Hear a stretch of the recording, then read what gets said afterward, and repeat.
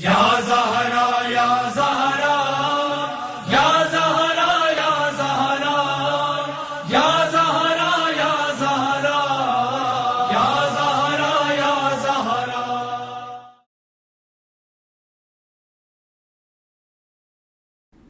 أعوذ بالله من الشيطان الرجيم بسم الله الرحمن الرحيم يا أيتها النفس المطمئنة ارجعي إلى ربك راضية مرضية فادخلي في عبادي وادخلي جنتي. Ibn Abil Hadid dit: Le Seigneur des hommes le plus brave parmi les braves et qui enseigna le sens de l'honneur et de courage aux hommes de tout le temps, le Seigneur Hazrat Aba Abdillah al-Hussein alayhi salam préféra la mort avec le fer à l'avilissement et refusa tout net de s'humilier et d'incliner la tête devant les tyrans oppresseurs. Imam Hussein alayhi salam se mit ensuite à réciter une poésie et déclara: Si nous devenons les vainqueurs, cela n'est rien, car depuis longtemps nous sommes les vainqueurs. Incontestable. Et si nous sommes vaincus, il ne faut pas accepter que nous ayons été vaincus. Notre habitude n'est pas celle de craindre. Cependant, nous nous efforçons de suivre et de survivre et de supprimer l'ennemi, car notre mort représente le bonheur d'un autre gouvernement. Si la mort lâche un groupe d'hommes, elle s'endormira sur un autre groupe. Cette même mort détruisit les fidèles serviteurs de mon peuple, comme elle l'avait fait avec d'autres peuples. Si les rois étaient restés immortels, ainsi nous serions restés immortels nous aussi. Et si les vivants pouvaient rester vivants pour toujours, alors nous aussi nous resterions vivants. Dis alors à ceux qui jouissent de notre tristesse de s'éveiller de ce sommeil, car eux aussi atteindront ce que nous, de notre côté, atteignâmes. Il continua son discours et ajouta ensuite: Et assurément, vous ne me survivrez pas pour longtemps, et vos souhaits ne seront point exaucés. Le monde tournera sur vous comme la pierre du meule qui tourne. Il vous donnera beaucoup d'inquiétude et d'angoisse. Cette promesse était l'une des choses dont mon père m'avait instruit et enseigné. Et j'avais entendu mon grand-père Rasulallah sallallahu alayhi wa sallam qui disait: Décidez-vous et mettez-vous à l'exécution de vos décisions pour que le monde ne vous donne point de tristesse. Et chaque fois que je me suis engagé à faire mes devoirs envers Dieu, rien ne se déplacera dans ce monde à moins que ce soit entre les mains fermes d'Allah subhanahu wa ta'ala. Et c'est toujours Allah, l'omnipotent et sanctifié, qui est le chemin absolument droit. Ô Allah, arrête la chute de toute pluie sur ce peuple. Attriste et rend amère toute leur joie, et foudroie-les avec la famine et la pauvreté. Choisis pour ce peuple ce jeune Saqif, pour leur faire boire des coupes empoisonnées, car ils m'appelèrent menteur et voulurent m'humilier. Après ce discours, l'imam descendit de son cheval nommé Rahila et demanda le cheval de Rasulallah sallallahu alayhi wa sallam qui se nommait Murtaqiz, et monta sur lui et arrangea encore une fois les rangs de son armée.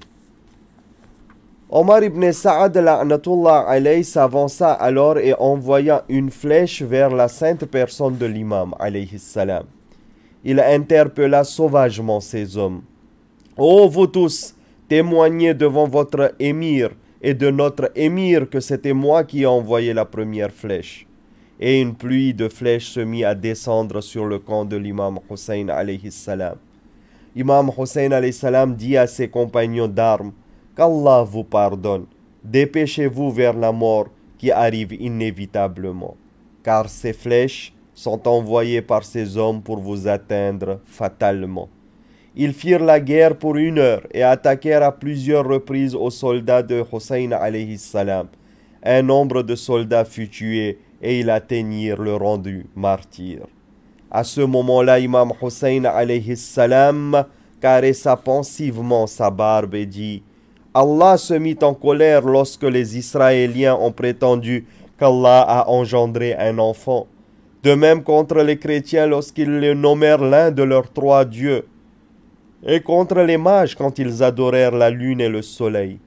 Et la colère divine augmenta de plus en plus lorsque ce peuple décida de tuer le fils de la fille du messager d'Allah sallallahu alayhi wa alihi wa sallam. Je jure au nom d'Allah que je n'exaucerai pas ce qu'ils veulent de moi, et cela jusqu'à ce que tout couvert de sang j'aille à la rencontre de mon Seigneur. Imam Sadiq alayhi salam racontait: j'ai entendu de mon père qui disait, lorsqu'Imam Hussein ibn Ali alayhi salam et Omar ibn Sa'ad la'anatullah alayhi se trouvèrent face à face et qu'il y eut cette bataille terrible, Allah envoya l'oiseau de la victoire s'envoler sur la tête de Imam Hussein alayhi salam, et il lui fut accordé le libre choix entre celui d'être victorieux contre ses ennemis ou bien celui d'aller à la rencontre de son Seigneur. Et Imam Hussein alayhi salam choisit celui d'aller à la rencontre de son Seigneur. On racontait aussi qu'il y eut une tribu de djinns qui se présenta devant l'imam Hussein alayhi salam pour lui venir à l'aide et qu'ils attendirent sa permission. Imam Hussein alayhi salam ne leur donna pas permission et choisit d'être un martyr avec honneur et fierté que de vivre dans l'avilissement et le déshonneur. Il faut dire aussi que beaucoup de ces soldats ennemis ne pensaient vraiment pas que les 2 armées iraient jusqu'à mener une réelle bataille, c'est-à-dire les hommes comme Hur ou bien les 30 hommes qui rejoignirent Imam Hussein alayhi salam après. Certains d'autres ont dit plus tard: nous ne savions pas que Hur allait se joindre à Hussein, autrement nous aussi nous l'aurions suivi. Et d'autres pensaient qu'Imam Hussein alayhi salam, comme Imam Hassan alayhi salam, en voyant la grande armée de l'ennemi, ferait la paix avec Ibn Sa'ad, mais Allah avait décidé autrement.